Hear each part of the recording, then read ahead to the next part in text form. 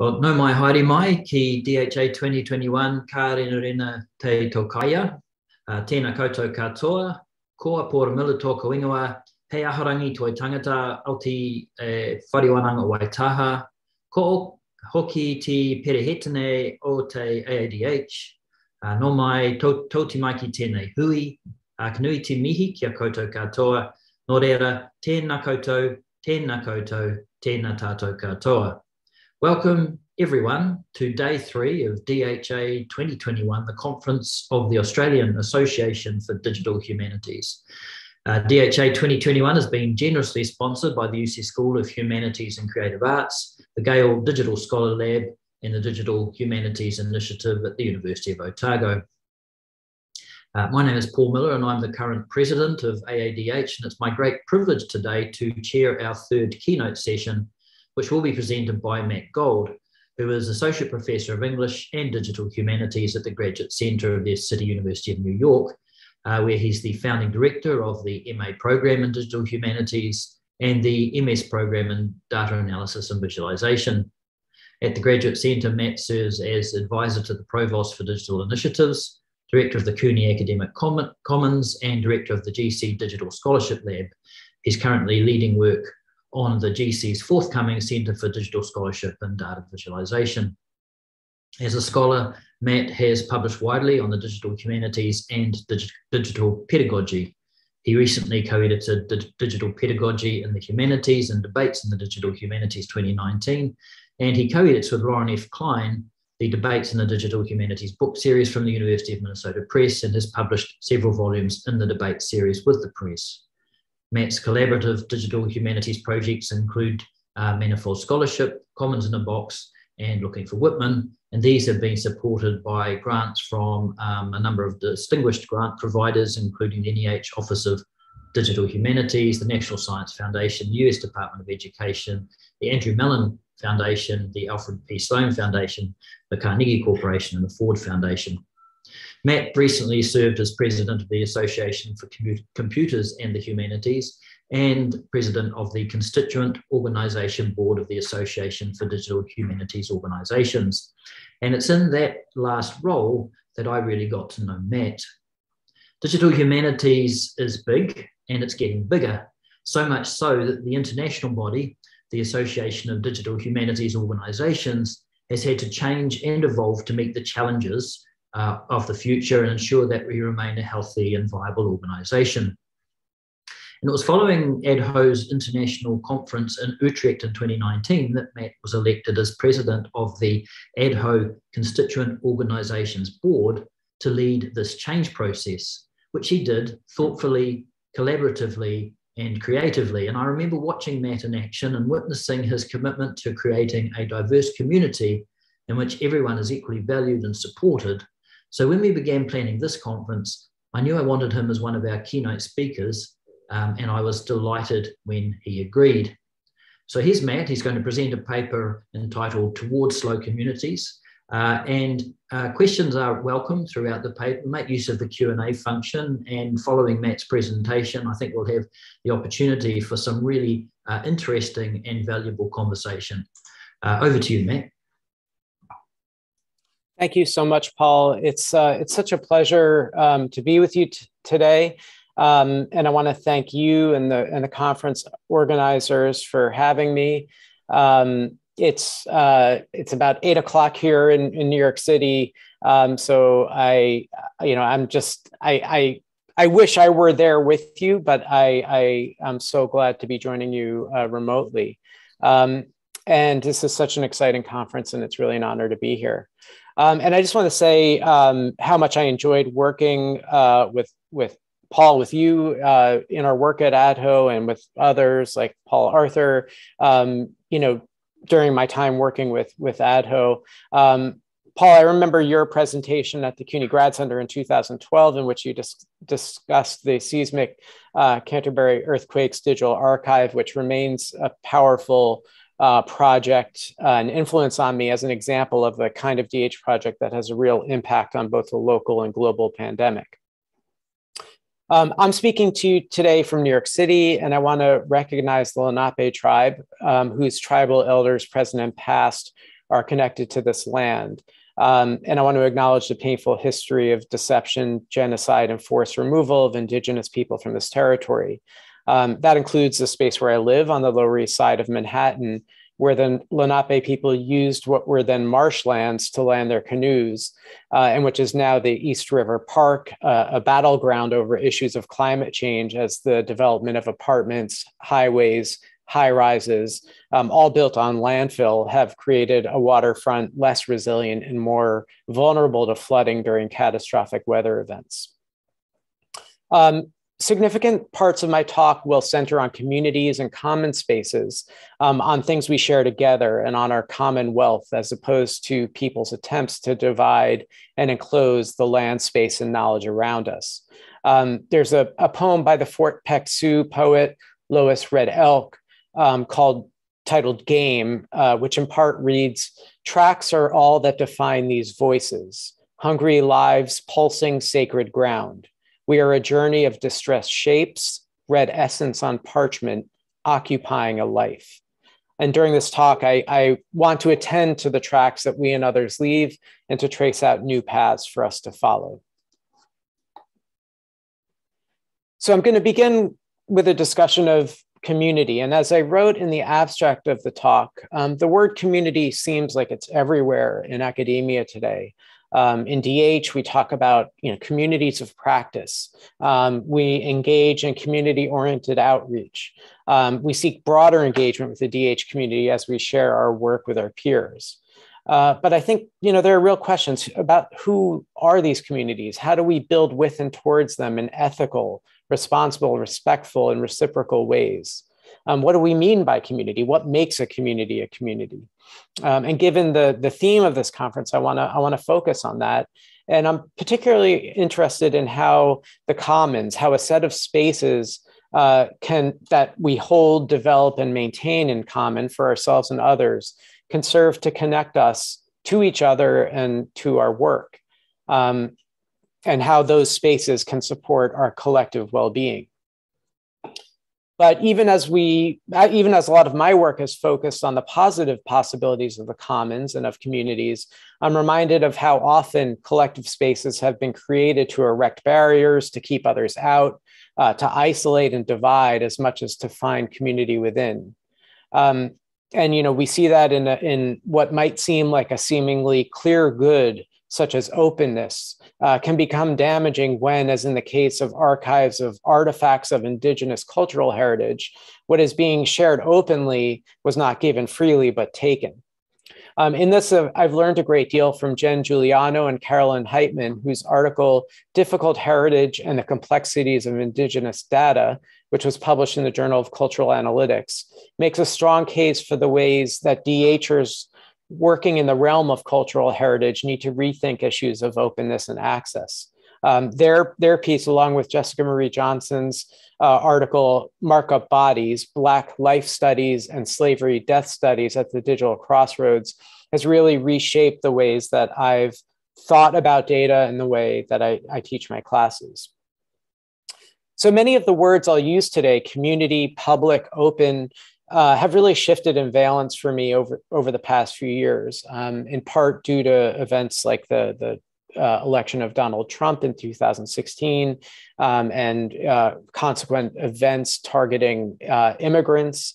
As someone who taught and believed in open pedagogy and getting my students to post online, suddenly for me, and I know it was this way for others long before, the idea of being open on the web was suddenly dangerous. And, I recognize that using words like we in this talk, is potentially problematic. When I use the word we today, I'm going to be thinking about us as members of DH communities.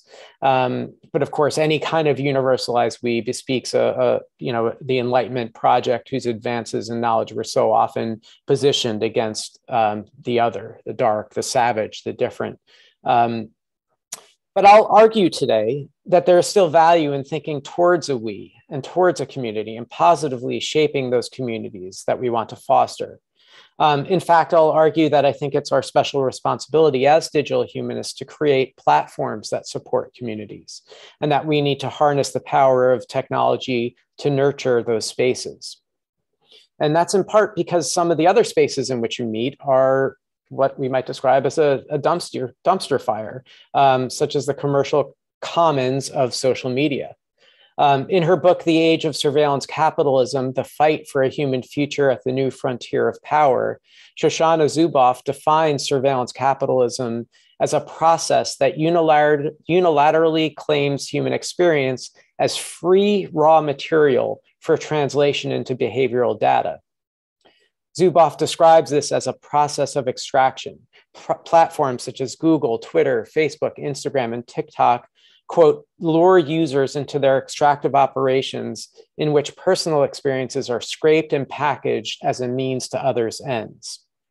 And she argues that personalization, the act of posting in these spaces and having content be algorithmically determined for one, is a crucial aspect of this mining operation. The platform shapes itself to our behaviors, but also shapes our behaviors, encouraging more extraction. As the scholar Eben Moglen has argued, we built media that consumed us as we consumed it. The smooth interfaces of these platforms are really, they're precisely calibrated to make us want to return again and again in an unceasing cycle of attention and personalization. And we give our information freely to these systems, which churn them back towards us in the form of new targeted content. Or as Mogan likes to put it, as the spying. So what are the alternatives? If we are building often our communities in commercial spaces like Twitter, where else can we build? I think we need to heed the calls of scholars such as David Harvey, who see the possibilities of the commons to foster solidarities and mutual understandings, to build alliances and to do work to dismantle structures of privilege and power, even as we recognize that that work will probably never be done as long as we live within capitalist systems. So in this talk, I want to build on recent work by scholars such as Kim Kristen and Jane Anderson, who have explored the concept of what they call slow archives. I'm planning to extend their concept, which in their work focuses on archival spaces, to think about larger spaces of communities. And I want to propose a model of DH community building that is grounded in decolonial practices and marked by an ethical engagement on a variety of scales. So through what I'll call slow communities, I'll be talking about how DH relationships can be built, sustained, and extended at the level of the individual, the collective, and the field. And I hope to situate these proposals within a wider frame based on an ethic of care and a resistance to the forces of surveillance capitalism. To situate my own work, I want to note my own positionality as a white Jewish man working at the Graduate Center of the City University of New York, or Cuny. Cuny is an enormous public institution. It has 25 campuses spread out across the city of New York, 250,000 degree-seeking undergrads, and another 200,000 non-matriculating students. We have 45,000 faculty and staff spread across those 25 campuses. The Cuny system is the primary vehicle to economic security for working class and immigrant New Yorkers, and the majority of its students are African American or Hispanic. 70% of current students who attend Cuny come from families making less than $30,000, which is amazing in a city with one of the highest cost of living rates in the United States. In the New York Times, David Leonhardt has cited Cuny as one of America's great working class colleges, noting that the Cuny system propelled almost 6 times as many low-income students into the middle class and beyond as all 8 Ivy League campuses, plus Duke, MIT, Stanford, and Chicago combined. And though I started my own teaching career in Cuny at the impoverished City Tech campus in downtown Brooklyn, I now work in one of the system's more privileged spaces, the Graduate Center, which houses most of Cuny's doctoral programs, as well as many master's programs. This grounding in Cuny, and I received my doctorate in English there as well, is crucial to my overall approach to community building. And it's because I believe in public education. And even though the American public system of higher education, like others elsewhere, has taken many hits over the last few decades with decreasing state support, increasing privatization, and troubling incursions of political forces into academic life, I remain optimistic about public education as a significant bastion of hope for the future. When an institution and its employees must answer to a wider public, there is hope for change and continued improvement. And this optimism, my belief in the power of shared public work, along with my power in the belief of open source software and open access scholarship, is what grounds the DH work I do and the community building I hope to encourage through this talk. So to move towards this article, Slow Archives, I think it's an impressive piece representing lots of impressive work. In it, Kimberly, Christian, and Jane Anderson describe their work on a set of initiatives, the Mukurtu platform, the Local Context Initiative, and TK labels, as part of a long path towards decolonizing archives and repatriating cultural artifacts to the indigenous communities from whom those artifacts were taken. Discussing their interventions into holdings of indigenous artifacts, in this case, in the example of this article, a set of 1890 wax cylinder recordings of the Passamaquoddy tribal songs and stories. Kristen and Anderson point out that the effects of colonialism occurred not just in the past when settlers and governments seized sacred items from indigenous tribes, but rather that the violence is ongoing. As they write, these organizations rely on and continually remakes these structures of injustice, in part through how terms like access and circulation are understood and expressed within them. So in opposition to that past and continued violence, they seek to build what they call, quote, an embodied, intimate, kin-based, land-based, affective practice of hearing, listening, sensing, remembering, asking, and remaking keeping that at the center of archival practices. And they want those archival practices to be relational, reciprocal, respectful, and restorative in their connections to knowledge, kin, and community. And I want to pause a bit with those words, reciprocal, respectful, and restorative, as I think they lie at the heart of a reparative vision of community that we can aspire to and seek to create. At the heart of the decolonizing process that the authors propose is a mode that they call the slow archives. They write that, quote, slowing down creates a necessary space for emphasizing how knowledge is produced, circulated, contextualized, and exchanged through a series of relationships. Slowing down is about focusing differently, listening carefully, and acting ethically.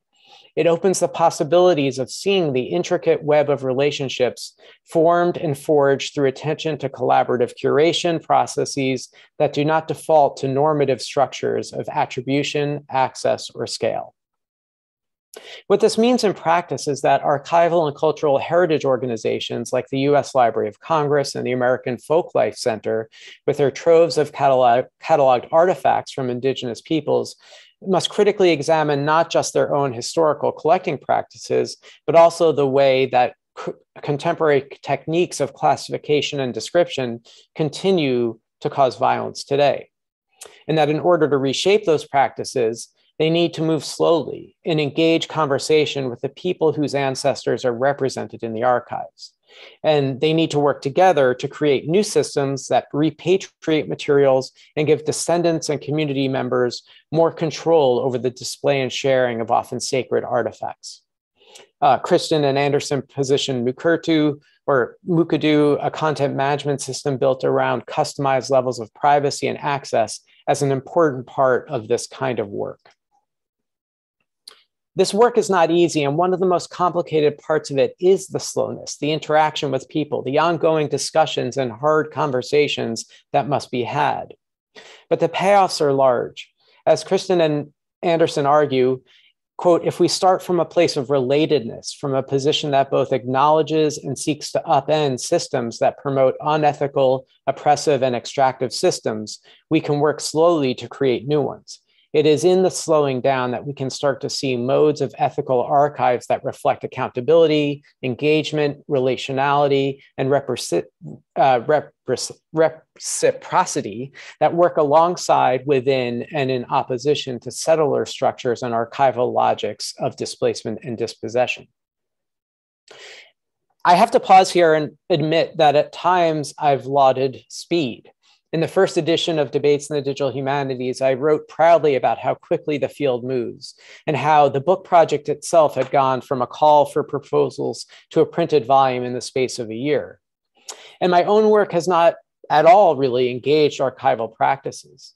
Instead, I've been focused on a set of topics that include the creation of new modes of scholarly engagement with digital publication, the expansion of digital pedagogy, and the creation of spaces for community building within my own institution and the larger field. But I find the concept of slow archives fascinating as a project, a proposal, and a method, and I think it has something to offer to those of us working to foster community. I'd like to take this argument of slow archives, grounded though it is in artifacts, populations, and institutions, and see what lessons we might draw from them to apply to other areas. So here are some of the principles that I think we might be able to take from that work. The first is that wrongs committed in the past structure the present grounds of interaction. The very labels and languages used in our institutions, our archives, and our communities is built atop colonial frameworks of thought, the dismantling of which can seem overwhelming. Second is that the work of righting those wrongs necessitates deep engagement, honest and difficult efforts to understand perspectives that move outside of our own grounding assumptions, and actions that in some ways may seem detrimental to our goals in the long and short term. For example, by closing access, by repatriating items.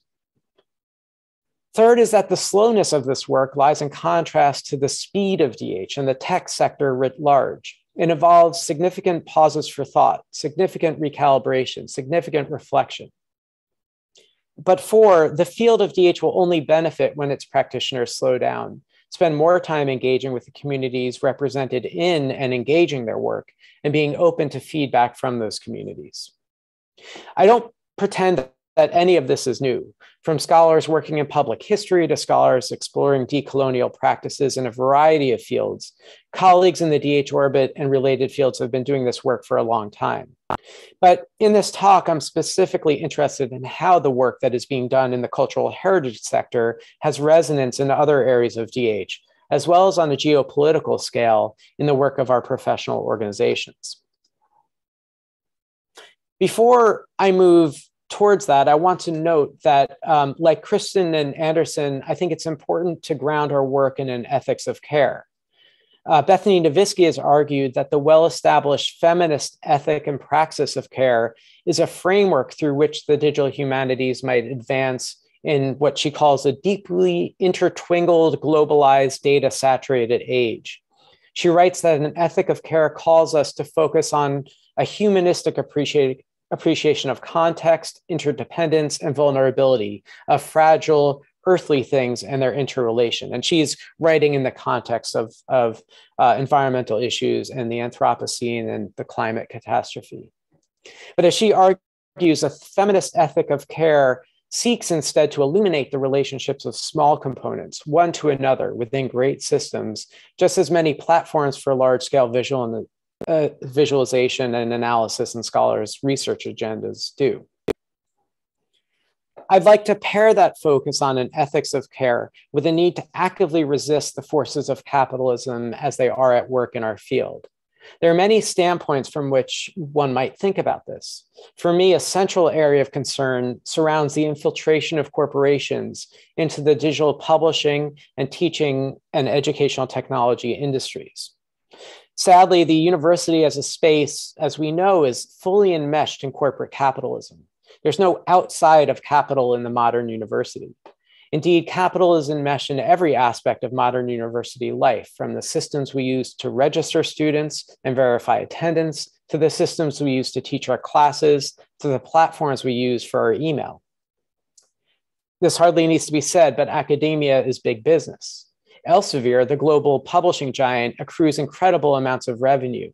In an article in The Guardian, the author noted that in 2010, Elsevier's scientific publishing arm reported profits of £724 million on just over £2 billion in revenue. It was a 36% margin higher than Apple, Google, or Amazon posted that year. The title of that article was, "Is the Staggeringly Profitable Business of Scientific Publishing Bad for Science?" In addition, as the 2019 Spark landscape analysis pointed out, corporate academic publishers like Elsevier, Springer, Wiley, Clarivate, Pearson, McGraw-Hill, and Cengage are rapidly reconfiguring themselves from publishers to data analytics companies, offering a kind of seamless provision of services that caters to multiple layers of the research and teaching process, and that promise field-level data analysis to universities in an attempt to influence institutional decision-making, even going so far as to suggest that they can, these corporations telling universities that they will be able to tell them what ideas will be trending in research in the coming years. Because one of the things they're trying to do is to capture both the pre-publication market through citation managers and the publication market as well. And of course, the COVID-19, with the resulting movement to remote meetings and online platforms, has magnified this 1,000-fold. The vendors have jumped at the opportunity. According to an article in The Conversation, American startup education tech companies raised $2 billion in 2020, 30% more than in 2019. So seen from this angle, students and even faculty and our communities begin to look more and more besieged by the commercial aims of proprietary educational technology, by the troubling reach of corporate capital. So how do we affect a resistance to this incursion of capital?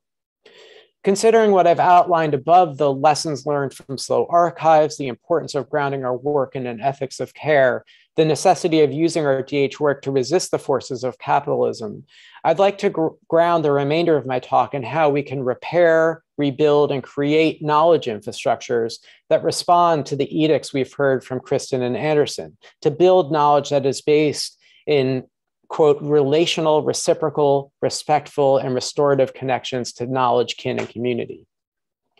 My thinking here is grounded in recent work in the area of critical infrastructure studies, which to some extent involves a kind of systems thinking, even as it argues, building on the work of Susan Lee Starr and others, that infrastructure is relational, that one person's thing, something they use and work on as an electrician might work on a wire, is another person's infrastructure.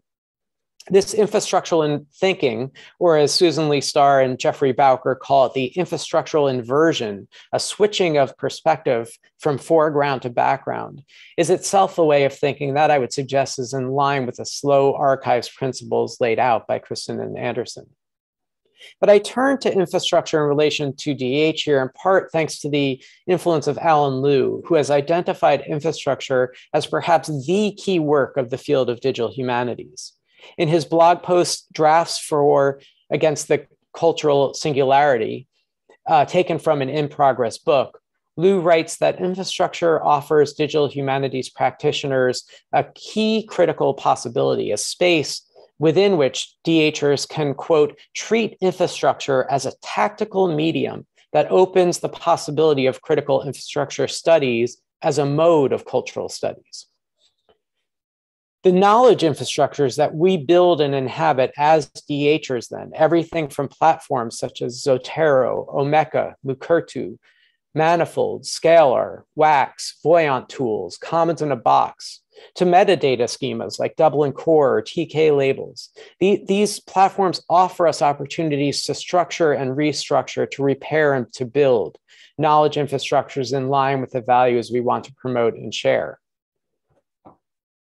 Brian Greenspan, in a piece that argues against the notion that DH represents a neoliberal force aligned with capital, has argued that in its sometimes clumsy but often complex work in building knowledge infrastructures, the digital humanities are, quote, guilty of making all too visible the dirty gears that drive the scholarly machine, along with the mechanics maintenance bill.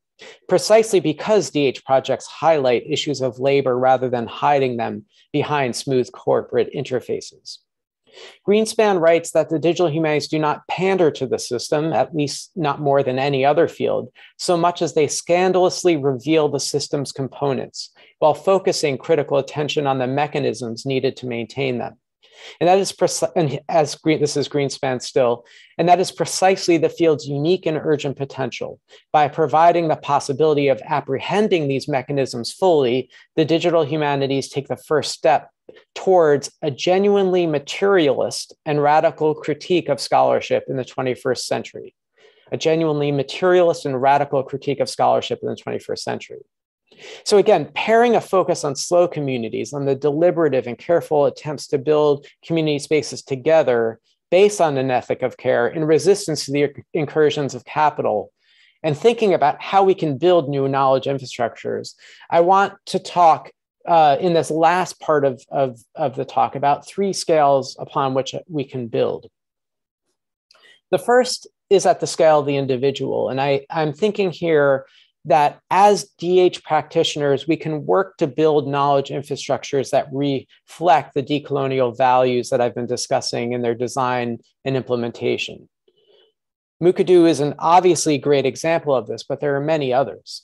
Some of the personal points of action that I have been thinking about are in my own teaching, avoiding corporate CMS or learning management systems. So my institution, Cuny, uses the Blackboard learning management system, and we are one of Blackboard's largest customers. But I, for my teaching, like many others, use a project called the Cuny Academic Commons that I'll talk about in a minute for my teaching, rather than using the LMS. I think as DHers, we can and should build open educational resources in our teaching. The open educational resource movement has grown significantly in recent years. In the US, at least, it has been premised on the idea of reducing textbook costs for students. And what has been most exciting to me within this area of open educational resources is the movement to get students involved as the creators of open educational resources. Scholars like Robin DeRosa have done amazing work in this area with her students, building out textbooks. Another example is the American Yawp, a co-created book written by, with, for students. And CUNY student editions on the manifold instance that we have at CUNY is another example of that. I think in our teaching too, we have to think about how we teach DH. My own teaching practices have undergone a major shift for many reasons. One of them was my experience co-teaching the Intro to DH course in the Masters of Digital Humanities program at the Cuny Graduate Center with Kelly Josephs, who is a digital humanities and Caribbean studies scholar. And what we decided to do was teach our course explicitly, not as a kind of neutral landscape view of digital humanities, which is what I had been teaching. Previously, I had been teaching DH as a set of methods trying to help students understand the field in its broadest sense, with the hope that they would follow different paths later on. But for this course, we really tried to teach DH from a Caribbean studies perspective. And after the experience of teaching that course with Kelly and trying to displace a US frame, it's hard for me to teach in any other way. I can't imagine these days teaching DH without focusing on, say, data from a Black studies perspective or mapping from an Indigenous and decolonial perspective. In a collective sense, I think we have work to do in building out community platforms that can move us towards reciprocal relationships. this is where I think the work of building out knowledge infrastructures on an open source free software basis is incredibly important. As described by Eleanor Ostrom, in such common spaces, knowledge is considered a shared resource in a complex ecosystem that is a commons, a resource shared by a group of people subject to social dilemmas.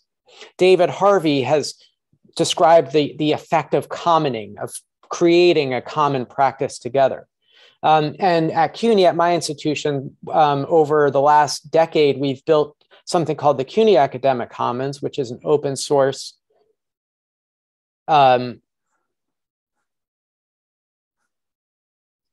sorry, my video just stopped, I think. But the Cuny Academic Commons, which is an open source faculty-led academic social network for the 25 campus Cuny system.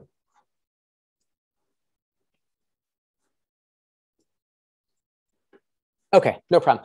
The Commons is used for courses, faculty profiles, and other experiments, increasingly used for publications, with 33,000 active members and 600 courses taught on the platform over the past year. One of the things that we've done at Cuny is to move from our own version of the Cuny Academic Commons to abstract the project and to build something called the Commons in a Box with the help of a grant from the Sloan Foundation. The Commons in a Box is a free software project that can be used by any institution to get a common site up and running. And next year, and we've since released, with the help of the NEH, a project called the Commons in a Box Open Lab, which helps institutions set up commons-based teaching platforms. Finally, this work has expanded out to the Humanities Commons, led by Kathleen Fitzpatrick, which created first the MLA Commons to link members of that organization, and then created the Humanities Commons to link members of multiple organizations, and paired it with Humanities Core, an institutional repository tied to Humanities Commons that helps academics share their scholarship, research data, and syllabi.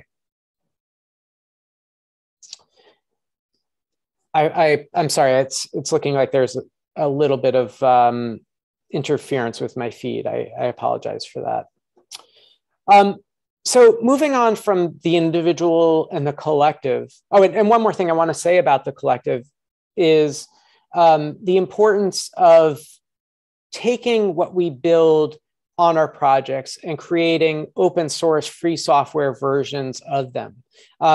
That is work that we can do in our institutions within our own collectives that can give back to larger free software projects. One of the things I'm most proud of with the Cuny Academic Commons is that our project has fed back into the larger WordPress ecosystem, meaning that our code has reached thousands of users. Moving finally to the field, to that larger scale, I want to return to the conversation Paul started at the beginning of the talk with the work on the Alliance for Digital Humanities Organizations, or aaDH. Paul represented aaDH and I represented the Association for Computers and the Humanities in what Paul described as that transitional year when aaDH went from an organization that had grown from its original founders to a much larger organization with 11 constituent organizations. And as part of the change, what happened was that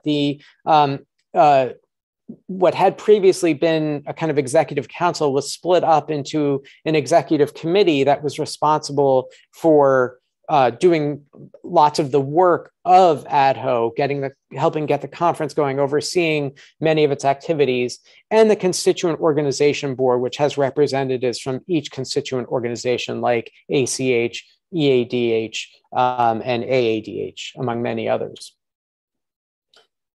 The experience of working on that governance shift, I think, embodies many aspects of the slow community building that I have been trying to describe in that talk. Previously, one of the reasons that aaDH enacted this shift from its previous instantiation to its new constituent organization board is that it wanted to allow every organization to have a more equal voice at the table. And one of the things that has been most exciting about being involved in aaDH over the last several years is seeing the organizations that are newest to aaDH taking the lead within them. And I think this is the promise of aaDH and the promise of a kind of global digital humanities community, especially as it is increasingly grounded in issues of equity and is increasingly invested in exploring alternatives to a kind of anglophone mode of operation for which it had been invested for many years. And I think that as each constituent organization, no matter the size, was accorded a single vote in all major aaDH decisions, we saw a kind of restructuring of the digital humanities communities, which opens many opportunities for constituent organizations around the world to step up and help lead aaDH into the future. So to close, I want to encourage, first of all, just to say again how excited I am to be joining aaDH at its conference. And as someone who had the opportunity to work in the room with Paul to help foster the global conversation around DH, I want to encourage aaDH to take the lead in building slow communities, to build them and help build knowledge infrastructures based on this idea of a slow community, relational, reciprocal, respectful, and restorative connections to knowledge, kin, and community. And I think that as we do that work and as we do that work together, we can hope and build from within towards a larger whole. Thank you.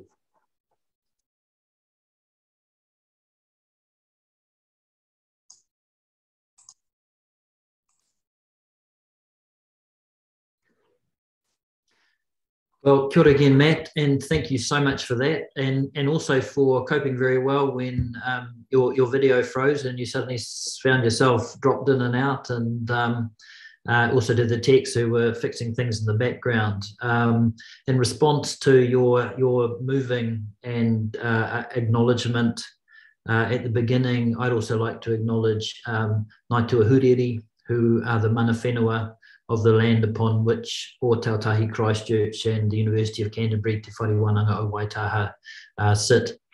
And in case you're wondering, behind me is one of the few survivors of our earthquakes. This is the Arts Centre in the centre of Christchurch, which was formerly the University of Canterbury. So this is our sort of where we come from, and we actually have our School of Music and our Tees Museum of Classical Antiquities and our classic scholars located back in the Arts Centre. So we've sort of slowly moved back to where our community began. You have given us, I think, a really interesting and significant set of challenges, and I'd like to encourage those listening, if you have questions or comments, please do put them in the Q&A section. We'd be very grateful to have some feedback and to get a bit of a dialogue going. I wondered if I could begin just by remembering someone from the 1990s. So when I was doing my PhD at Victoria University of Wellington, there was an office in the corner occupied by a fascinating gnome-like little man named Harry Orsman, and his office was just full of cards and computer printouts, and the university was never sure why he was there, and every so often the head of English would have to justify his existence because they tried to get rid of him. And for about 20 years or so, Harry Orsman occupied that office, and then one year he produced the Oxford Dictionary of New Zealand English, and it became a truly groundbreaking and important piece of lexicographical research. It won him a major national honour and he was much celebrated, and the university was very quick to leap upon him and throw their arms around him and pat themselves on the back for him. These days, Harry wouldn't survive past a year. That sort of slow scholarship, that deliberate, and it was conversational and community building scholarship. He travelled the length of New Zealand, propped up probably every bar in the country, just listening to people speaking and asking them questions and writing them down on little cards. And I wonder, to your mind, what have we lost with this modern, high-speed, do everything immediately approach? And is this the sort of thing, do you think, that a return to a slower form of pedagogy might actually enable us to foster? Wow, such a great question. I guess I would answer it in a few ways. One is that so part of me, I think the ongoing effects of COVID have have encouraged many people to rethink their approach to many different aspects of their professional lives, whether, it's flying to conferences or going into work, or the speed with which they're working, I think, or whether they're working, correcting work-life balances and trying to spend more life at home. So I think there's something, I at least feel a need to slow down a little bit. And I wonder if that will produce any kind of larger change in the academy. But I mean, the problem is those corporatizing forces that I mentioned are, of course, what's behind, like the ref and all these other, kind of indicators of excellence that are part of what have accelerated the drive towards the speed of demonstration of scholarly outputs. So I don't, there's a fight to be had there among ourselves, within ourselves, and within the forces that are pressuring the university writ large. I guess the other thing, and your statement about this makes me realize that I should have talked more about this too, is that one aspect of what I think that Kristen and Anderson are getting at with slow archives is that it's slow in part because it's tough, right? Because it's like that those conversations in those bars, those long conversations with those people. But part of what they are talking about and doing is making interventions within larger cultural heritage institutions that have ways of working that are deeply ingrained and not easily displaced or changed. So part of the reason it's slow is because that the work itself is slow. The work takes a longer time. And I think, maybe in the modern version of it, we need to find ways to create outputs along the way that will be recognized by our universities. I think you're probably right that the occupant of the corner office who, is not outwardly doing anything at all, and then, arrives, 20 years later with a fully formed, project that blows everyone away is probably going to be more and more rare, because we do seem to be in a culture of accelerated output. But I think I, at least, and I would imagine you too, sort of yearn for for the days when things were, a little bit slower, when there was more time to kind of contemplate the world around us and our own work and the work we want to engage with. Yeah, absolutely. I think you're right. And I remember all of the slow scholarship sort of professions that the digital age really wiped out. I mean, there used to be people who spent their entire lives creating thesauruses and concordances.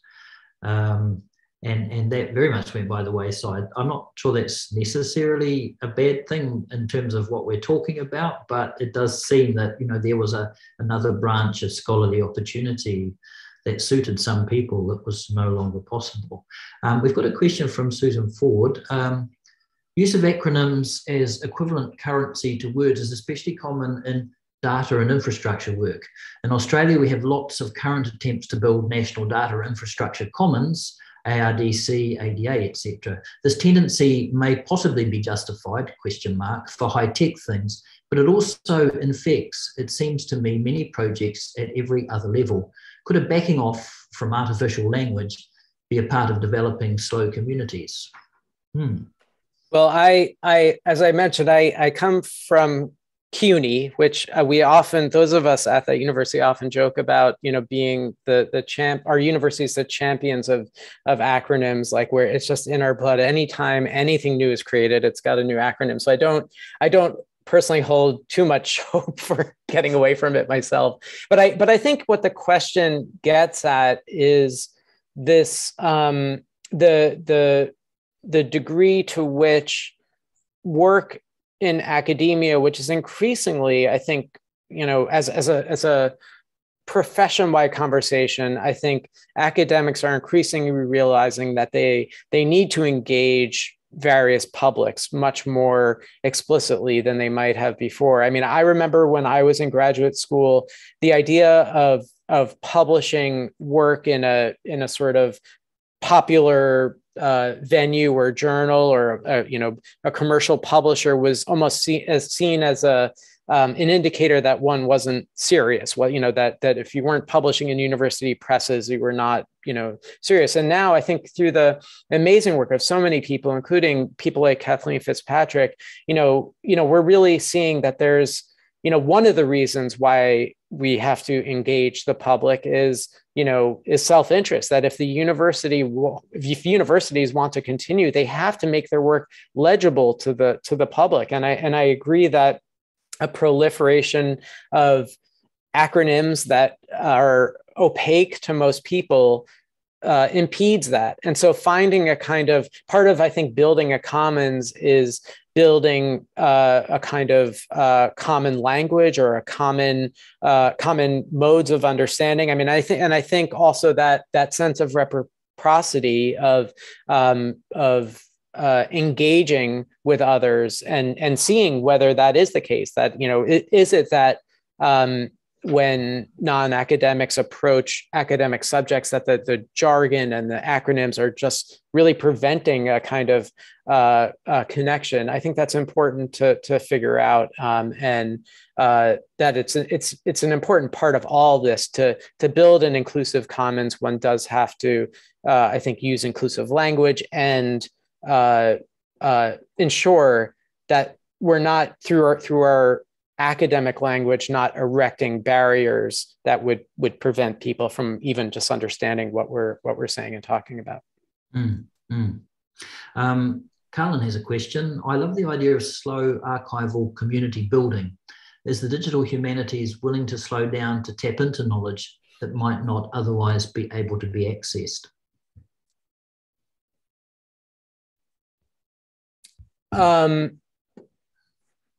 Wait, I'm sorry. I was reading a different question. Would you mind restating that? Absolutely. It's in the chat, actually. I love the idea of slow archival community building. Is the digital humanities willing to slow down to tap into knowledge that might not otherwise be able to be accessed?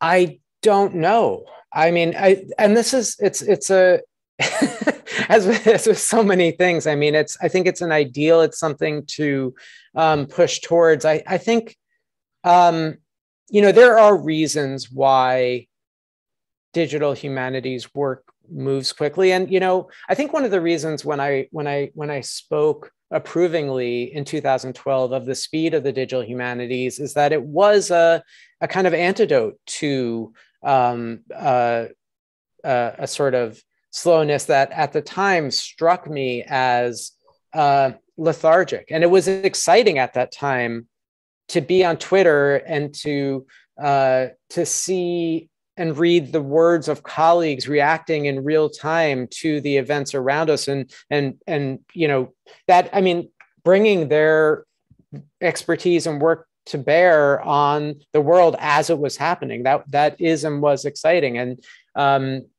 you know, I don't want to lose that entirely. I think there's something to be, I mean, I still believe in DH techniques that may not be slow, like a kind of, you know, iterative practice of platform building or something like that. I think there's something to be said. I think the main thing is that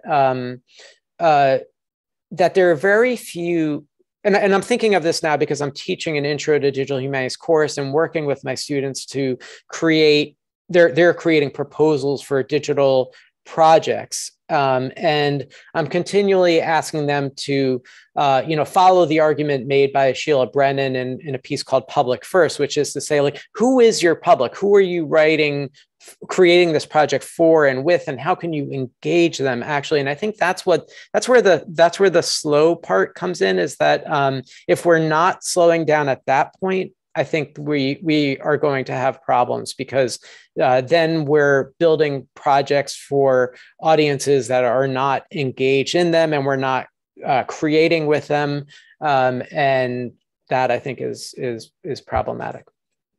I wonder whether some of the slowing down occurs for a number of us as we start to learn and understand more about Indigenous communities and First Nations communities. I know here at the University of Canterbury, what you've said today has actually resonated quite strongly with quite a few of the things said in our opening keynote panel about you know, access to information, but the process of collecting information. That panel was on Indigenous data sovereignty, and what the panelists would say, you know, having a kōrero, taking the time to talk, but to talk and to listen and to understand and not rush to answer, but taking time to learn. So, I mean, here at Canterbury now, you know, all of our major bids for funding, all of our major initiatives need to be considered in terms of Mātauranga Māori. So that's Māori knowledge. And one of the things that makes us do is to slow down and think. And maybe there's an opportunity there, I wonder. Yeah, I think that's great, and that's amazing that that step has been put into the process. And I would say too that, you know, as I mentioned, there's, I think, a kind of criticality that is introduced when one begins to, as I think work on Indigenous data forces one to do, is to reconsider notions like openness as an unqualified good, which I think, you know, for a long time in DH was the case. So I haven't been able to attend the conference as I would have liked, but I'm so glad to hear that what I've been thinking about, which again has been in reaction to the work I'm teaching, and that it's resonating in those ways. We've got a really interesting question from Kath Bode, which in a way pushes back a little bit, or at least questions some of the things we've been talking about. I'd love slow scholarship, slow archives, etc. But I wonder how Matt would respond to the pushback that has come to other calls for slow scholarship, that it is a way of maintaining or even authorizing traditional power structures, for example, the response to the slow professor. Yeah, I mean, I think that's definitely the danger. And I think that one, you know, there's probably too simple a binary here that I'm drawing out between, you know, fast and slow. And I think I think looking at what Kristen and Anderson actually argue for, it's, you know, it's about the process of reciprocity. It's about that process of conversation, as you just discussed. So it's not so much that, I mean, I think that process, as they describe it, is formulated to push back against power structures. So I think I think there's probably, you know, it's very possible that I was, you know, being a little bit too binary there. And I think there's definitely a danger, as with any kind of solution to that attempts to address issues of power. There's always a danger that the solutions or attempts to modify the situation will wind up reinforcing the conventional power structures as well. And I think that's something to be very aware of as one proceeds. Absolutely. Yes, and actually, thank you for that. You also resonated with our second keynote panelist, the New Zealand National Librarian, because when you said all of our archives are built upon colonial systems, you know, that's the sort of the reality of the National Library, and it's one of the realities that she's been dealing with, and she's had a mandate through government to collect and preserve certain sorts of New Zealand related material, and in the process of managing those collections and deaccessioning, you know, really some of the major works of English literature from the Imperial Centre, she's received massive amounts of pushback, I guess, from, you know, Pākehā, who that's you know, white settler New Zealanders who see that this is their heritage, and in this process it's being undermined. And so there's a sort of a politicization always, isn't there, when it comes down to, you know, slow archiving and slow scholarship? Yes, definitely. An interesting question from Katrina Grant. Is small also important as well as slow? Construction of small archives will work with small data or work with smaller communities? Question mark. Yeah, absolutely. I mean, I think, you know, I at least have seen that as a large movement within DH. I think primarily in response to, you know, the whole movement around distant reading and, you know, large scale quantitative analysis of data, which Catherine has written so brilliantly about in some very strong critiques. You know, I think that the move towards slow archives, it's a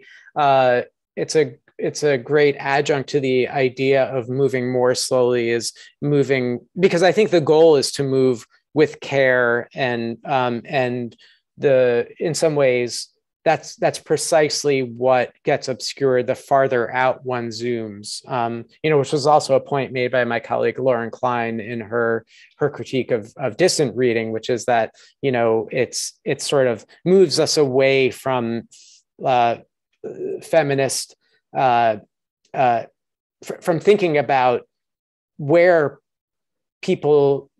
perspectives are lodged, because they're always lodged from a particular place, but the sort of the view from nowhere is all too easily, you know, accepted as a neutral view instead of being a view from somewhere.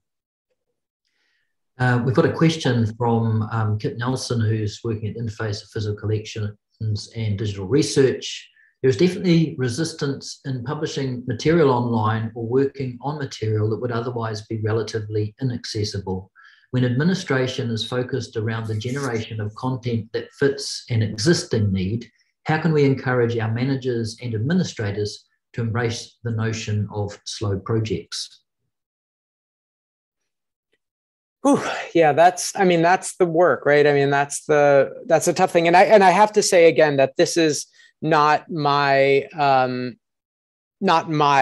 specific area, but I will say that you know, I mean, I would encourage you to talk to, I mean, it sounds like you are already doing some of that work, and the question is how to convince others. And I think it's a tough question, because there are so many factors working against change, and some of them are institutional and just have to do with institutions working the way they always work. Some of them are professional. I've had some conversations with Kim Kristen, and in fact interviewed her for a book I'm writing, which is in part what really brought me to her article and to this work, where there are people who have had training that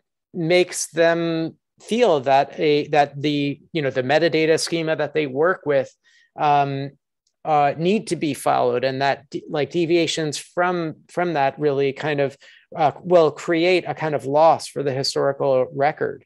And I think that,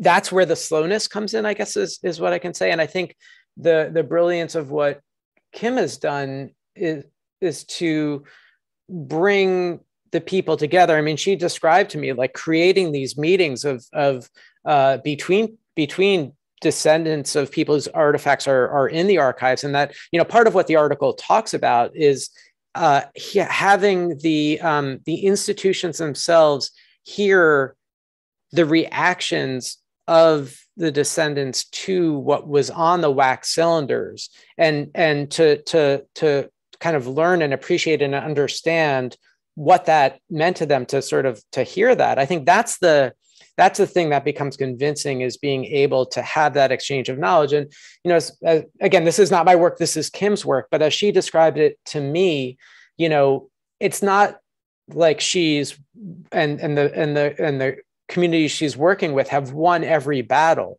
that they've fought, because change is slow and it takes time. But I think that the way to enact change is to create the space for those conversations, and it seems to me that's one of the best ways to proceed.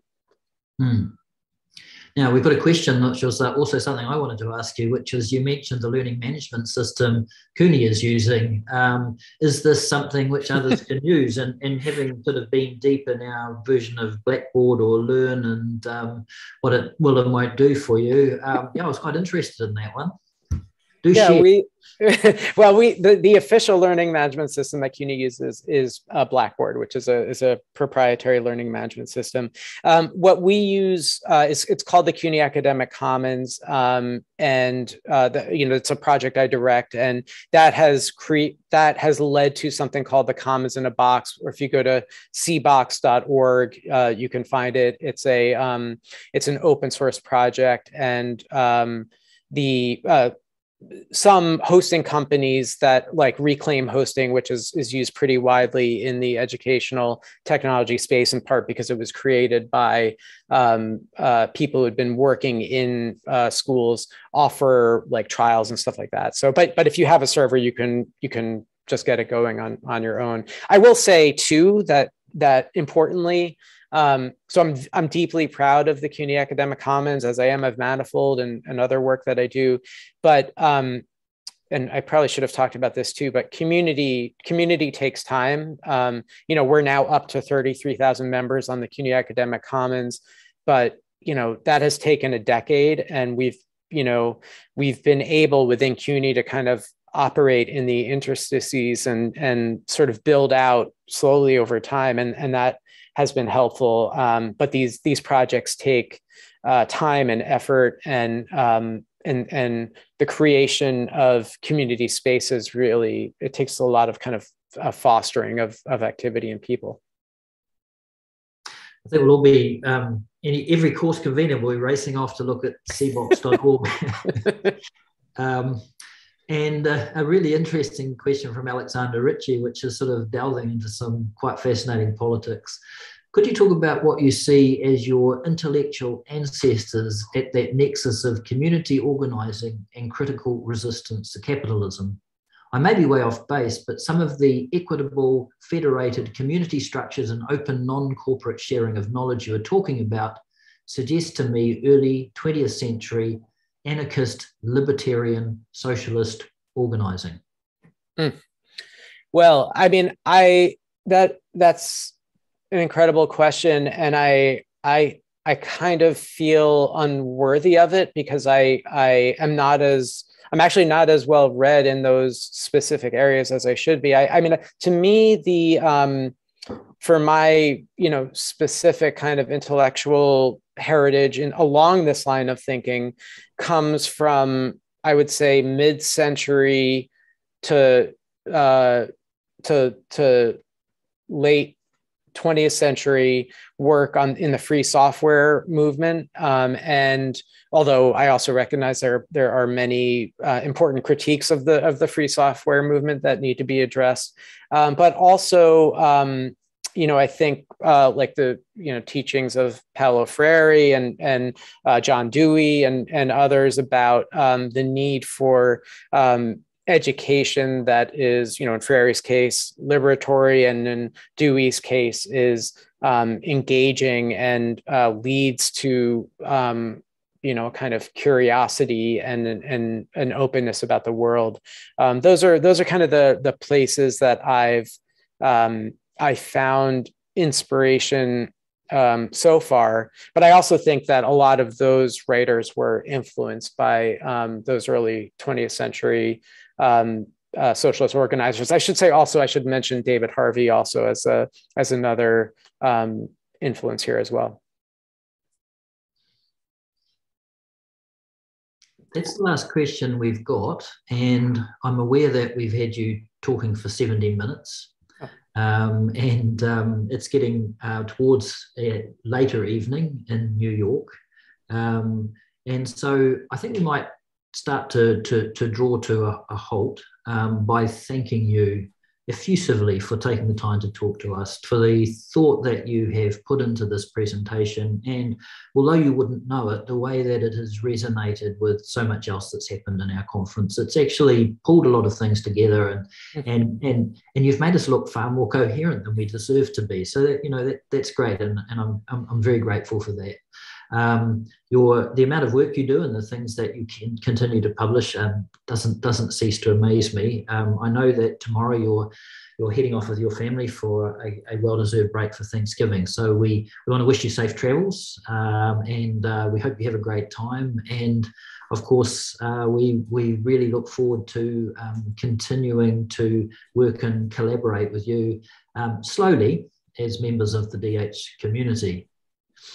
Thank you so much for having me. It's been such a pleasure, as it has been, throughout my time working with you, Paul. And just want to thank everyone for your responses and your questions, which have gotten me to think more about what I've said here, which of course is a start. And as you say, I look forward to continuing to think with you, and wish you all very, very great end of the conference. Thank you.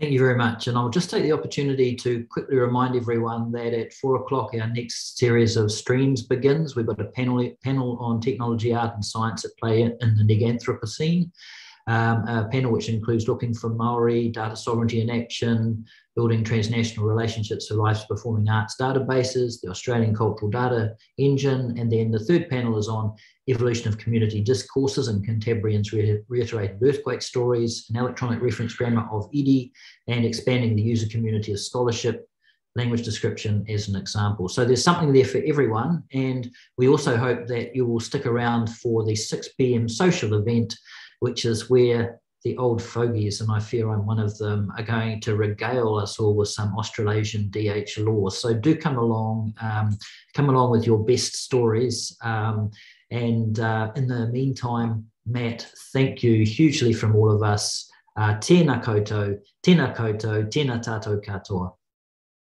Thank you so much again.